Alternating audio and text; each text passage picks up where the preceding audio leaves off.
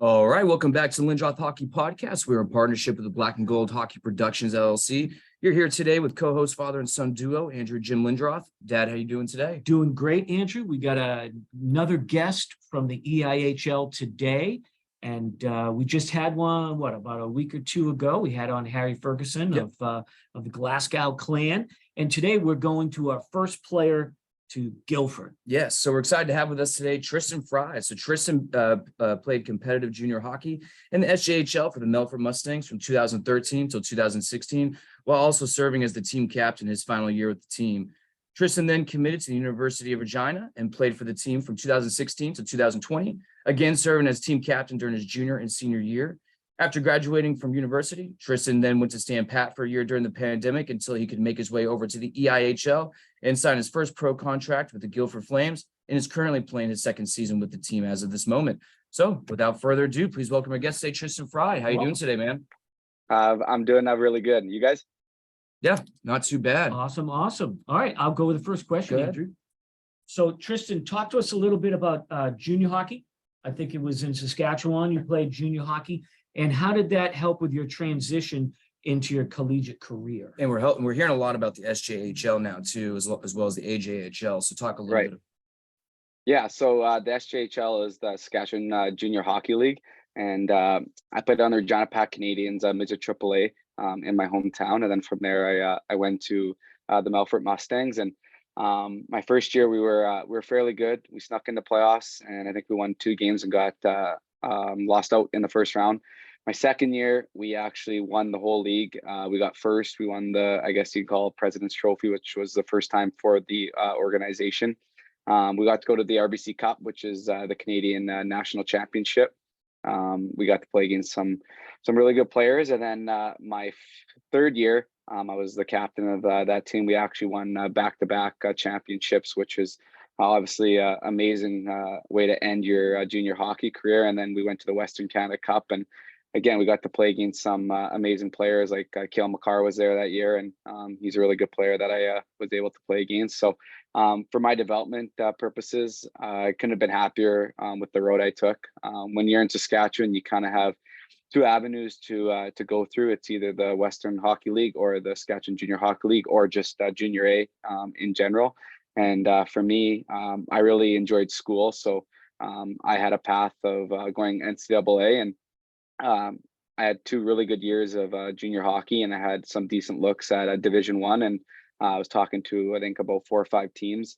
But at the time, my hometown kind of reached out to me, and they had a good path of where I could end up, and they would help me become a pro. And I really wanted to give back to my community and go and play in front of my friends and family again. So for me, it was a no-brainer, and it worked out. I don't regret anything, and I think it really helped me become a pro. I always like to ask this question. I've been asking this question more lately with guys that grew up in Canada, it doesn't matter which area, that eventually went pro or is currently playing pro. Was there ever any pressure in the area, or like with your parents, or maybe the club that you were playing with, whether it was AAA midgets or when you got to the SJHL, to continue on the road of major junior hockey to get drafted, or was college just always something you knew you were going to do? Yeah, I mean, when you're in Bantam, that's what they call it in Saskatchewan, you're 14, 15, that's when you can be drafted to the WHL. And I think nowadays a lot of parents and players get caught up in the aspect of getting drafted, and for them it's the end of the world if they don't. But to be fair, I think it's about 65-70% of the WHL are tryouts or walk-on players, or players who kind of bloom late. So for me, not making the WHL wasn't the end all. Was I upset? Yes. But at the same time, I made amazing memories in Junior A, and I'm still playing hockey to this day at a very high level. And the guys I grew up with that did go the WHL route, they're not playing anymore. And whether they have careers or other things, I don't really think there's a wrong path. I think if you continue to work hard and have a strong work ethic, hockey can take you, far, far away. So I was able to go to Russia with the World University Games. which was awesome. I wouldn't have been able to have that if I played in the NCAA, because it was a U Sports All-Star team that went. So, then again, just really happy with the road I took. Played in Russia. God, talk to us I about did. that experience. We've always heard crazy stuff. I mean, normally it's the guys who are playing the KHL, but was there anything crazy, any good stories from playing over there? No, I mean, it's we went to Krasnoyarsk, Russia, which is in the middle of Siberia. We went with Hockey Canada. So when you're with Hockey Canada, everything runs so smoothly and so organized, and it was really safe. It was a great experience. Got to go into some schools, went to some churches. Really got to immerse ourselves in the culture there. The opening ceremony, Putin was there, and he actually made a speech and things like that. So just a good overall experience. Would I go back? Probably never again. I saw it and I did that. So just to say that I went there was awesome. The hockey was great. We ended up getting third place. We played Russia in the semifinal to a packed out rink, I think with over 10,000 people. Their whole team was KHL players, and we're all university players. So I think we lost 4-1, which was pretty good. And then we beat Kazakhstan in the bronze 3-0. Wow. Yeah, Putin sent out his best people against college. Yeah. Of course. Some things never change. Yeah. So talk a little bit about your collegiate play, your development there, and how it prepared you to be a pro, because as soon as you graduated, boom, you started your pro career. Right. I mean, like I said, the University of Regina, for myself, I thought did a great job. We have a gym at the rink that we were able to use, and when all the rink gyms were closed during COVID, like you couldn't do anything. No gyms were open. We were still able to go to that gym. So I was able to work out kind of all year round during COVID, and they have an athlete performance center now there. So our coaches were great. Our assistant coaches were great.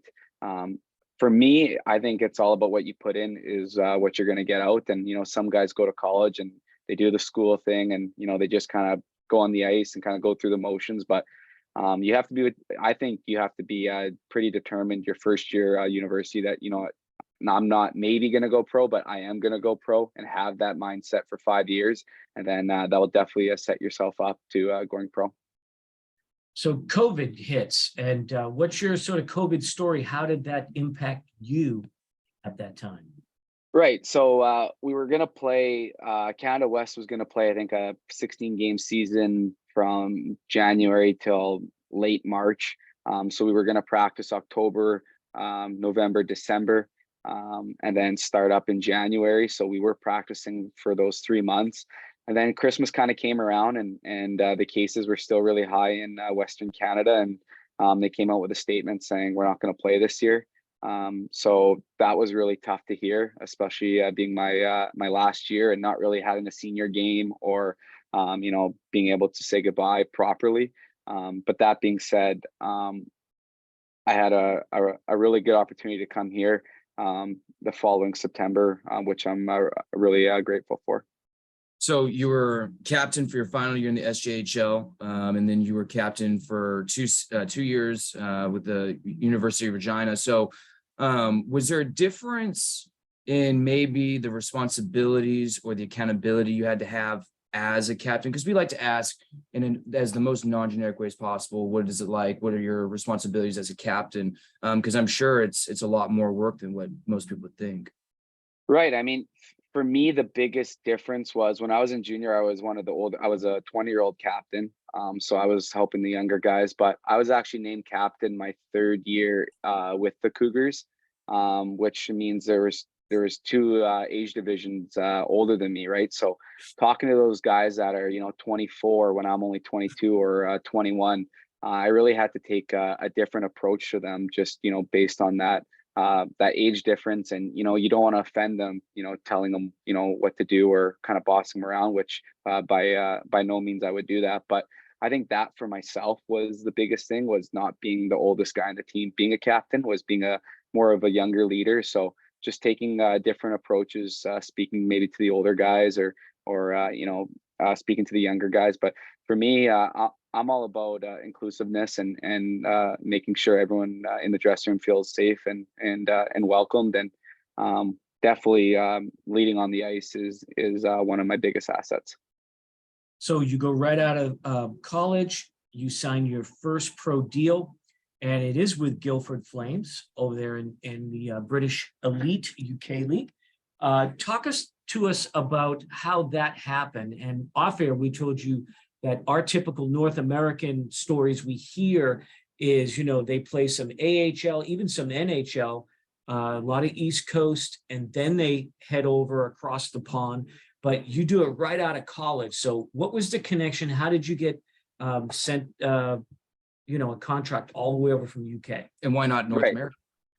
Right. So my agent actually was kind of pushing for the East Coast. The Idaho Steelheads we were talking to for quite a while, and I had a few options from a few different teams. But a guy that I skate with, his name is Brett Ferguson. He's from Vibank, Saskatchewan, which is right outside Regina. He was the assistant captain here for I think 2-3 years, and he just said, my coach is interested in bringing you over. Do you mind jumping on a call with him? And I ended up having a conversation with Paul Dixon, and I knew right away that I wanted to play for him. Just a stand-up guy, a great coach, lots of energy, and he used to play for the Flames, I think 20 some years. So he has a lot of roots in this organization. So that's kind of how it came about. And I always wanted to use hockey as an avenue to travel the world. And there's lots of leagues in Europe. And I think for myself going over right away, it was important for me to go to a country that spoke English just, for the first time. And I think that would help make the jump. And it definitely was the right decision. I don't regret it at all. And just so people don't forget too, as we had mentioned before, you did have that off year, right after your senior year of college because of the pandemic, you weren't able to do much. And then you signed that first pro contract. That whole year that you had off, you had told us off air and a little bit on air that you were able to practice and keep up with things. Was there any type of was it hard to adapt when you finally came to EIHL? Because that's your first pro contract. Now you're playing a completely different type of hockey than U Sports. But you're also off for a whole year. Regardless, you can't really play competitive hockey and get that feeling. So talk to us about that. Yeah, I mean, I didn't play a legit full sanctioned hockey game for almost over a year, right? So my nerves before that first game were were definitely high. And but that being said, I think I put in the work as much as I could leading up to that day. I skated almost every single day in the summer, was in the gym with my personal trainer. I mean, you can only replicate, training for so long until you need to really jump in and just feel it out. So I think last year for the Flames, I think we had 11 rookies, first year pro on the team. I think that was a big adjustment from, last year to this year. And I think retaining most of us, I think that's why you're seeing a lot of success from us this year. So yeah. So I do want to talk a little bit about who you guys' rivals are. We haven't had a Guildford Flames player on, and so we're trying to also understand a little bit more the EIHL. Being over here in North America, we're not able to watch it too much. We have to find the bootleg websites to kind of do it. So talk to us. Who's your guys' rivals? Is there any team that you particularly don't like playing or enjoy playing? Yeah, so Guildford's just south of London. It's about 25 minutes away from London. So we're the furthest south team that you can kind of get in the UK. So Coventry is about 2 hours from us, so we play them quite often. And then Cardiff Devils are only about 3 hours west of us, so we play them as well. And I don't know if you're familiar with the Cup, the Challenge Cup division. So both of those teams are in our division. So we play them 6 times in a cup, and then we play them 6 times in regular season each. So we get to see them a lot. So I would say our biggest rival is definitely Cardiff. We're 2 teams that don't overly enjoy playing each other, and we're really close in the standings. So every time we play them, it's always a fast-paced game with high intensity and a lot of fights. I think we just played them on Sunday, and there's kind of a line brawl at the end of the game, just some animosity building up over the season. So talk to us a little bit about the league and sort of adjustments you made. You go from collegiate hockey to now you're playing with grown men, supporting families. I mean, you're in the pros now. So what were some of the biggest adjustments you had to make your first year at Guildford? I think some of the biggest adjustments was, I was living at home for 5 years, right, with my mom and my dad and my brother, and I'm getting home cooked meals and things like that. And when you come over here, you're making yourself pregame meal, postgame meal, things like that, making sure your groceries are stocked and all the elements outside of hockey that you don't really think of that play a huge part of your on ice product. So I think that was a big adjustment. I also think the big ice over here was an adjustment for myself. I'd say my biggest asset is my skating. So for myself, it wasn't as tough for maybe some of the bigger guys, but I'm a centerman, so I do play down the middle, and you have a lot of area to cover when you are playing center and a lot of responsibilities. Whereas in North America, the sheet's a little bit smaller, so you can kind of cheat your way around the rink and things like that. But over here, you have to be sound and positionally smart every single night if you want to be successful. So talk to us a little bit about your game specifically, not trying to sound too generic or anything, but you had talked to us a little bit off air. You had went to university, get a teaching degree and everything. Maybe coaching is something you're passionate about. Maybe you want to do something in the future. Does that blend into your game at all? Because I imagine as being, team captain before for previous clubs, you were able to kind of get used to that and use those skills. So does that blend into your game at all, especially when you're out there practicing with your team, not even as a captain?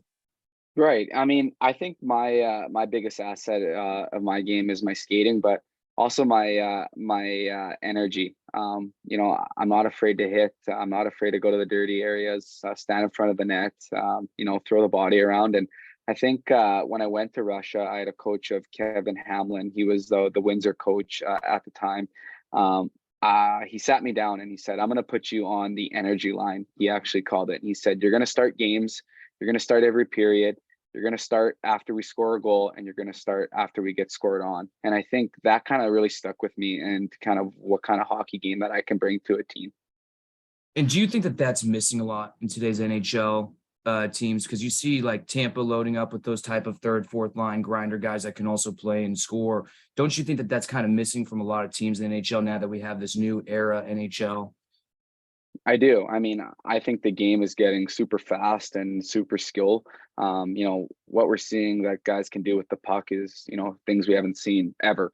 And I do still think that, that energy, that hard hitting line, maybe isn't used as much in regular season, but I think in playoffs it plays a huge role. And I think that's why we saw Tampa being so good, in the past 5 years. I think Colorado had that kind of jam in their game, and then you look at St. Louis, they kind of had that jam in their game. So I think with the Leafs acquisitions, I think they're trying to find that line and trying to find those kind of players within their organization. So talk to us, why are the Flames so good this season? And I'm not sure, just us in North America following it, it was a bit of a surprise to us. I don't know if that's actually the case with the league, but what is making Guildford so strong this season?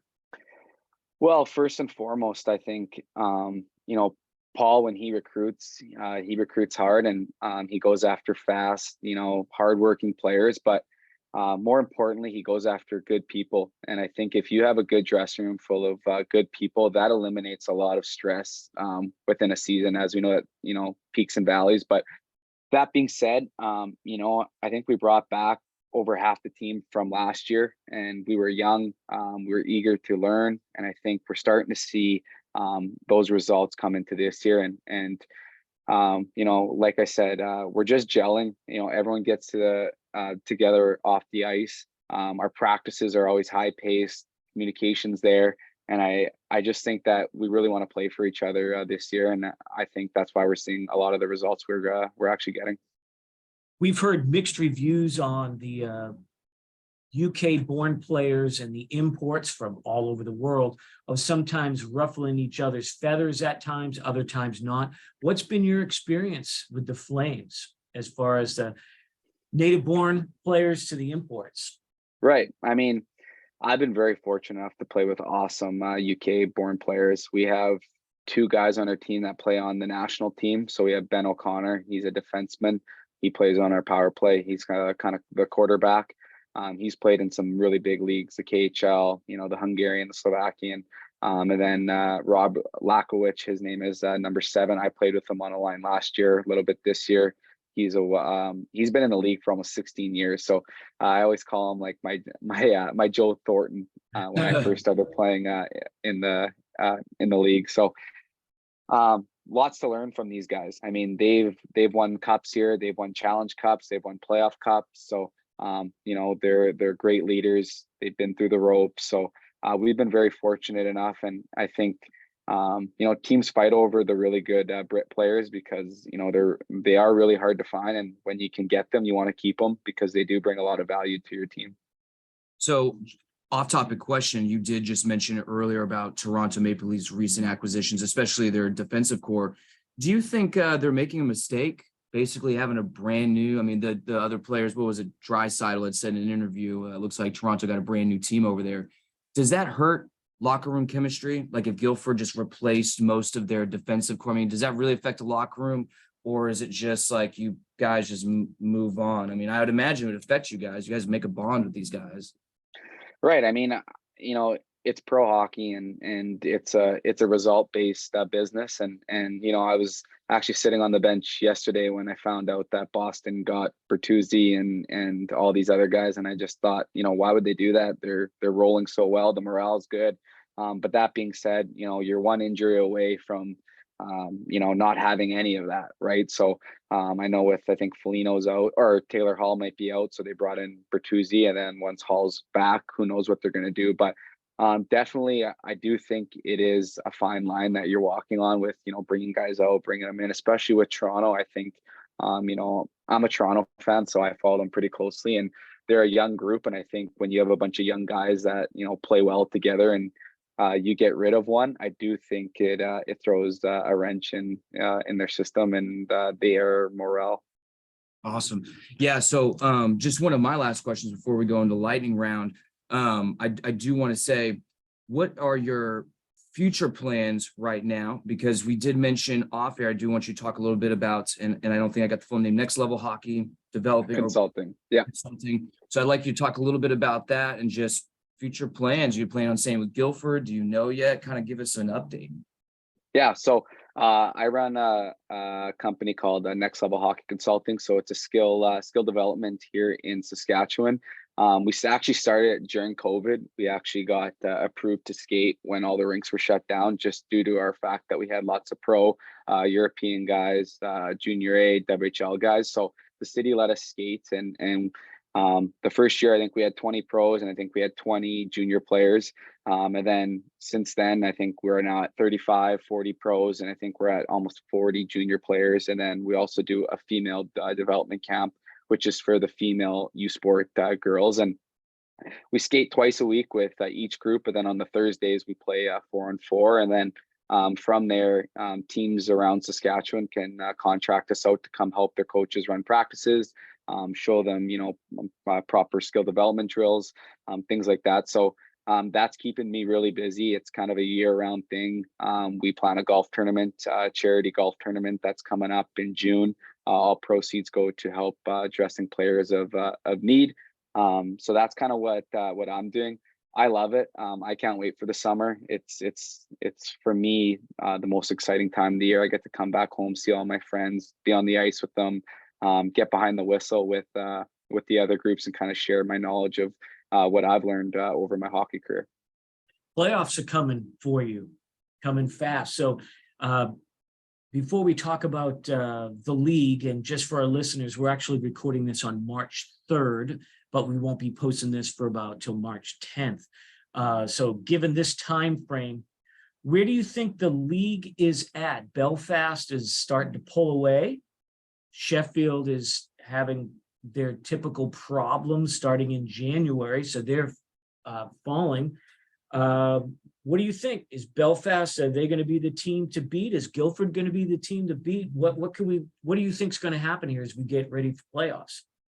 Yeah, I mean, we just kind of had a meeting today, and right now the fate of the league is still in our hands. We have 2 games at hand on Belfast, and if we win those, we will be ahead of them. So that being said, we do play them one more time at the end of the year, and I think that game is going to kind of come down to who's going to take the title. And you know, they're playing some really, really good hockey right now, but so are we. You know, we're we're rolling, and we're more than capable of winning this title. And I've been on, I think, 3 championship teams in the last 7 years, and I really do think that we have what it takes to take this thing home, just with the right coaches and the personnel in the room, and just the way that the guys want to compete for each other every day. Talk to us a little bit about the fan base there. We know quite a bit about Sheffield, since we covered Sheffield quite a bit, and we get a lot of Sheffield coming through our Twitter. Also Manchester. Talk to us about the fan base there. Yeah, I mean, the Guildford fans are absolutely amazing. I mean, this atmosphere is pretty crazy. I mean, they're always standing up, they're always cheering. We always have a super packed barn. Regardless of our results, they're always happy for us. They're always, giving us pounds on the way out, saying, we'll we'll get them next time. Whereas I don't know if other fan bases kind of treat them the same way. So we love playing in front of them. They're the reason why we do it, and we wouldn't be where we are without them. And I do think that our rink is a very tough place to come and play because of our fans. When we score, it's definitely a big momentum because of how loud they are. So we couldn't be more happy to play in front of them. We're going to go to the lightning round. So we're going to ask quick questions, a name. If you have a story, the time is yours. But we're going to kind of make your brain think here a little bit. Okay. Sounds good. All right, here we go. Go ahead. You start, Andrew. Worst locker room, but let's do just your pro career so far. What's been the worst locker room? Worst locker room. And I'll tell you what, we do have a very general answer. Most of the guys in the EIHL have said the same thing. So I'm curious if you have the same one. Yeah. Worst locker room. I'd say Manchester or Coventry. That's the one. Yeah. That's the one. Manchester. Okay, so we keep a running list from all our guests. What makes it so bad? You know what? The moment you walk in, the floors are wet and the rink's really cold. So like you have to bring your mat, otherwise your socks are going to be soaked. We have to bring heaters in there just because it's so cold. So I would say it's definitely the wet floor. I don't know if they wipe it right before we walk in the room, but it's definitely soaking and it's just cold. What we heard a lot of cold water. They don't turn the hot water. Yeah, cold water and the showers have no water pressure. So I'm sure they got hot water in the home dressing room. I'm gonna say I'm sure they do. It's got to be by design, right? Yeah, it's got to be. Okay. Yeah, they watched the Danbury Trashers documentary. This could be just your whole playing career. This is just a personal thing. Favorite line mate, 1 or 2 players? I would say the line mates that I had in junior, I got to play my whole basically 3 years with them. Justin Boyer and Travis Mahan. We actually were called the Minion line because we were all kind of fairly small, but we had the most points for as a line for 2 years straight, which was awesome. And to be fair, I wouldn't be where I am today without those 2. So far in your pro career, have you had a rat in your career? Anybody that you got their number that's just constantly checking you from the behind or just not wanting to fight or anything, but will still get at you? No, I wouldn't say I have any of that. I'd say I'm probably the rat for many players to play against. Craziest or most embarrassing thing to happen to you in a game or warm-up? Well, I would say if you fall in warm-up, that's probably the most embarrassing, just based on the fact that the boys will give it to you, and you usually have to pay a fine to the team as a joke. That's what we do. So this can even go back to your SJHL days, because I'm sure there was amazing goaltenders there too. Who's been the toughest goaltender for you? Maybe not necessarily you personally too, but just your team to ever score on. Who did you hate to play against as far as a goal? I would say right now, even in this league, I'd say Bescawani with Belfast. I mean, he's so big and he moves so well, and you really got to get him moving side to side if you want a chance to score at him. So I would say definitely him. Awesome. Pick another one, Andrew.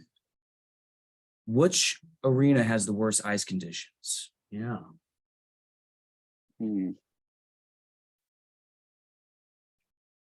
I would say, personally, I don't really enjoy playing in Coventry. It's kind of that mix between soft and hard.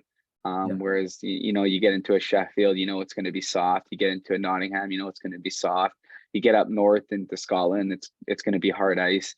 So I would definitely say that one. So you're coming you're in your second season. You battled through a little bit of injury. How is that going? How's the season been going for you? Yeah, I mean, it's good. I mean, last year I got slashed in January. I can kind of show you. I have the scar there, and then on the side there as well. So I had to get reconstructive hand surgery. I tore 2 ligaments. Got slashed in January. I ended up playing 2 weeks with it. It wasn't getting better. Was in a cast for 14 days. Took it off. Still hurt. Finally got MRI, and it was torn. So. The team was great. They got me a private surgery here in Guildford right away, which I'm super thankful for. And then my conversation with kind of Paul this summer was to kind of come back and kind of work my way back into practices and stuff like that. So I was full out ready to play kind of middle of October, and from there it's been great, and I'm super thankful. So you must be feeling pretty confident, knowing that each team in the EIHL has a limited number of imports. You coming back from surgery, they wanted you back, and it's kind of our understanding, correct us if we're wrong, a lot of the teams there, it's a year-by-year sort of contract. You don't have too many, multi-year contracts. How do you deal with that as a player? And I know it's way too early to think about next season, but what do you think about your future plans of where they might be or where you might be? Right. I mean, I think a lot of players, when they come over to Europe, sign those one-year deals just because, they want to go to different countries or they want to play in a different league. So you don't necessarily want to get yourself stuck into big, 3-4 year contract where you have to stay in one place. But I love it here. The people are great. The community is great. It's a great spot in the UK, 25 minutes out of London. When my family comes, we spend, nights in London, days in London, or, we went to Spain, a few of us a couple weeks ago, which was great. So I'd love to be here for as long as they would have me. And I think that's the plan for myself. So without sounding too broad generic, this is the last question for me personally. What has been the best moment in your hockey career so far? Just any moment, that first thing that comes to your mind. I would say winning the back-to-back championship in the SJHL was super special. Just because to do it once is great, but to do it twice is even harder. And I think with that resiliency that we had in the room, the great group of guys, I mean, the coaching staff was just phenomenal throughout my whole 3 years there. But I'd also say going to Russia with Team Canada was definitely on my list to wear the maple leaf and kind of pull that over your chest for the first time was pretty surreal. Well said.